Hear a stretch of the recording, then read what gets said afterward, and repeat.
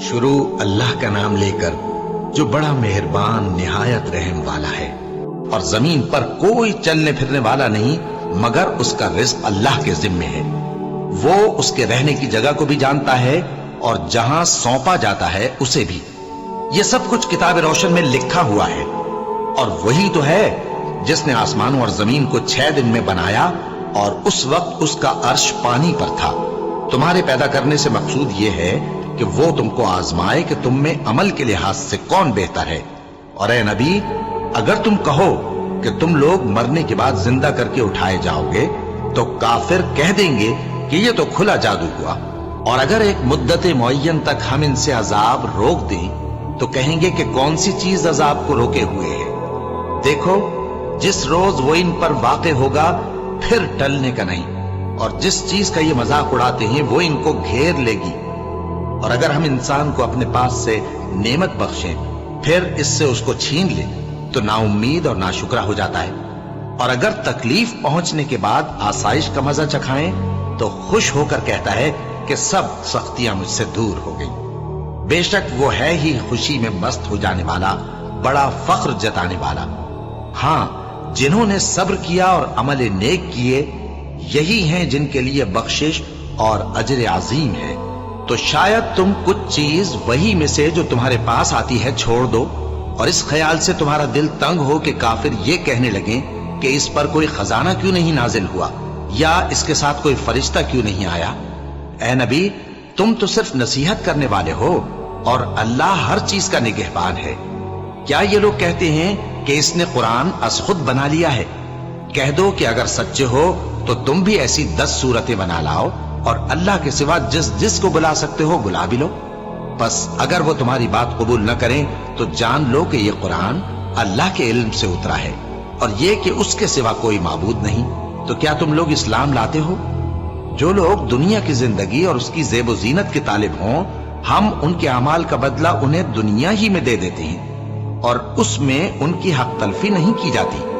یہ وہ لوگ ہیں جن کے لیے آخرت میں آتش جہنم کے سوا اور کچھ نہیں، اور جو عمل انہوں نے دنیا میں کیے سب برباد، اور جو کچھ یہ کرتے رہے سب ضائع ہوا۔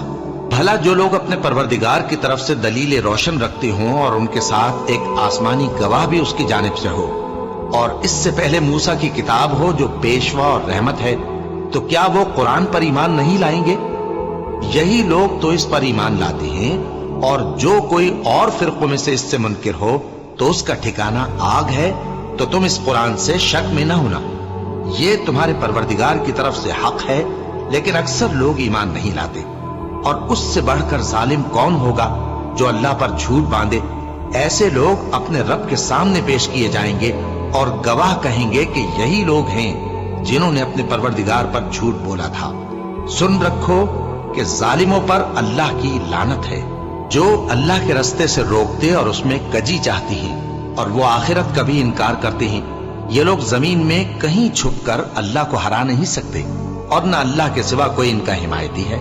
اے پیغمبر، ان کو دگنا عذاب دیا جائے گا، کیونکہ یہ شدت کفر سے تمہاری بات نہیں سن سکتے تھے اور نہ تم کو دیکھ سکتے تھے۔ یہی ہیں جنہوں نے اپنے آپ کو خسارے میں ڈالا، اور جو کچھ یہ افترا کیا کرتے تھے ان سے جاتا رہا۔ بلا شبہ یہ لوگ آخرت میں سب سے زیادہ نقصان پانے والے ہیں۔ جو لوگ ایمان لائے اور عمل نیک کیے اور اپنے پروردگار کے آگے عاجزی کی، یہی صاحب جنت ہیں، ہمیشہ اس میں رہیں گے۔ دونوں فریقوں یعنی کافر و مومن کی مثال ایسی ہے جیسے ایک اندھا بہرا ہو اور ایک دیکھتا سنتا۔ بھلا دونوں کا حال یکساں ہو سکتا ہے؟ پھر تم سوچتے کیوں نہیں؟ اور ہم نے نوح کو ان کی قوم کی طرف بھیجا تو انہوں نے ان سے کہا کہ میں تم کو کھول کھول کر ڈر سنانے اور یہ پیغام پہنچانے آیا ہوں کہ اللہ کے سوا کسی کی عبادت نہ کرو، مجھے تمہاری نسبت دردناک عذاب کا خوف ہے۔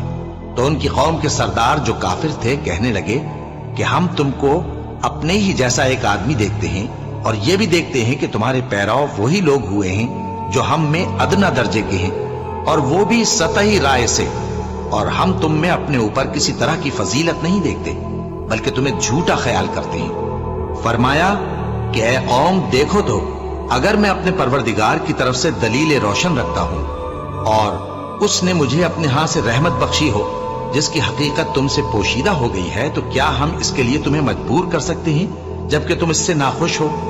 اور اے قوم، میں اس نصیحت کے بدلے تم سے مال و زر کا مطالبہ تو نہیں کرتا، میرا صلہ تو اللہ کے ذمے ہے، اور جو لوگ ایمان لائے ہیں میں ان کو نکالنے والا بھی نہیں ہوں، وہ تو اپنے پروردگار سے ملنے والے ہیں، لیکن میں دیکھتا ہوں کہ تم لوگ نادانی کر رہے ہو۔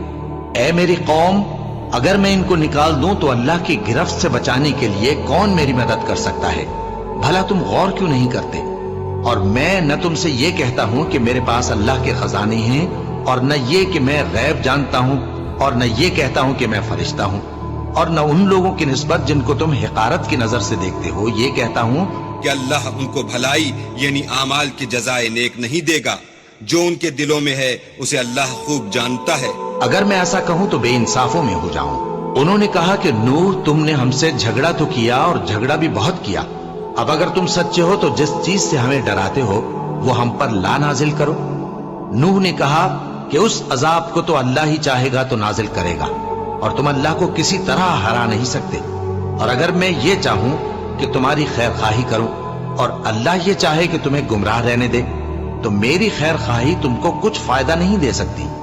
وہی تمہارا پروردگار ہے اور تمہیں اسی کی طرف لوٹ کر جانا ہے۔ کیا یہ لوگ کہتے ہیں کہ اس پیغمبر نے قرآن اپنے دل سے بنا لیا ہے؟ کہہ دو کہ اگر میں نے دل سے بنا لیا ہے تو میرے گناہ کا وبال مجھ پر، اور جو گناہ تم کرتے ہو اس سے میں بری الذمہ ہوں۔ اور نوح کی طرف وحی کی گئی کہ تمہاری قوم میں جو لوگ ایمان لا چکے ان کے سوا اور کوئی ایمان نہیں لائے گا، تو جو کام یہ کر رہے ہیں ان کی وجہ سے غم نہ کھاؤ، اور ایک کشتی ہمارے حکم سے ہمارے سامنے بناؤ، اور جو لوگ ظالم ہیں ان کے بارے میں مجھ سے کچھ نہ کہنا، کیونکہ وہ ضرور غرق کر دیے جائیں گے۔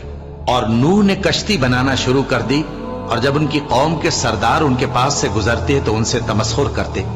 وہ کہتے کہ اگر تم ہم سے تمسخر کرتے ہو تو جس طرح تم ہم سے تمسخر کرتے ہو اسی طرح ایک وقت ہم بھی تم سے تمسخر کریں گے، اور تم کو جلد معلوم ہو جائے گا کہ کس پر عذاب آتا ہے جو اسے رسوا کرے گا، اور کس پر ہمیشہ کا عذاب نازل ہوتا ہے۔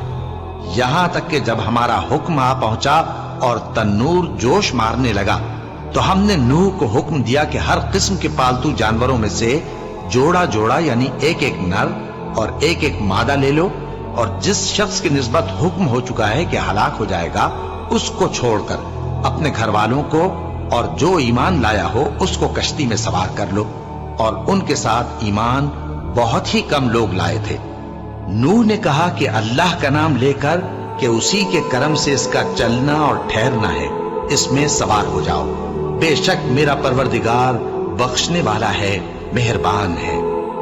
اور وہ ان کو لے کر طوفان کی لہروں میں چلنے لگی۔ لہریں کیا تھیں؟ گویا پہاڑ تھے۔ اس وقت نوح نے اپنے بیٹے کو جو کشتی سے الگ تھا پکارا کہ بیٹا ہمارے ساتھ سوار ہو جا اور کافروں میں شامل نہ ہو۔ اس نے کہا کہ میں ابھی پہاڑ سے جا لگوں گا، وہ مجھے پانی سے بچا لے گا۔ فرمایا کہ آج اللہ کے عذاب سے کوئی بچانے والا نہیں اور نہ کوئی بچ سکتا ہے مگر وہی جس پر اللہ رحم کرے۔ اتنے میں دونوں کے درمیان لہر حائل ہو گئی اور وہ ڈوب کر رہ گیا، اور حکم دیا گیا کہ اے زمین اپنا پانی نگل جا اور اے آسمان تھم جا، اور پانی خشک ہو گیا اور کام تمام کر دیا گیا، اور کشتی کوہ جودی پر جا ٹھہری، اور کہہ دیا گیا کہ بے انصاف لوگوں پر لعنت۔ اور نوح نے اپنے پروردگار کو پکارا اور کہا کہ پروردگار، میرا بیٹا بھی میرے گھر والوں میں ہے، تو اس کو بھی نجات دے، تیرا وعدہ سچا ہے اور تو بہترین حاکم ہے۔ اللہ نے فرمایا کہ اے نوح، وہ تیرے گھر والوں میں نہیں ہے، وہ تو سراسر بدعمل ہے، تو جس چیز کی تم کو حقیقت معلوم نہیں اس کے بارے میں مجھ سے درخواست ہی نہ کرو، اور میں تم کو نصیحت کرتا ہوں کہ نادان نہ بنو۔ نوح نے کہا پروردگار، میں تجھ سے پناہ مانگتا ہوں کہ ایسی چیز کی تجھ سے درخواست کروں جس کی حقیقت مجھے معلوم نہیں، اور اگر تو مجھے نہیں بخشے گا